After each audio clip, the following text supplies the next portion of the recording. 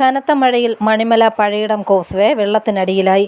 പ്രദേശത്ത് ജലനിരപ്പ് ഉയർന്നതിനെ തുടർന്ന് ഇതുവഴിയുള്ള ഗതാഗതം പൂർണ്ണമായും തടസ്സപ്പെട്ടു. കാഞ്ഞിരപ്പള്ളി മണിമല റൂട്ടിൽ നിന്നും ചേനപ്പാടിക്ക് പോകാൻ യാത്രക്കാർ ആശ്രയിക്കുന്നത് പഴയിടം കോസ്വേയാണ്. ഇന്നലെ ഉച്ചകഴിഞ്ഞു മുതൽ നിർത്താതെ പെയ്യുന്ന മഴയിൽ മണിമലയാറ്റിൽ ജലനിരപ്പ് ക്രമാതീതമായി ഉയർന്നതോടെയാണ് പഴയിടം കോസ്വേയും വെള്ളത്തിൽ മുങ്ങിപ്പോയത്. വർഷങ്ങളായി ഇവിടെ ഒരു പുതിയ പാലം എന്നത് നാട്ടുകാരുടെ പ്രധാന ആവശ്യമാണെങ്കിലും പുതിയ പാലം പണി സ്വപ്നമായി തന്നെ അവശേഷിക്കുന്നു.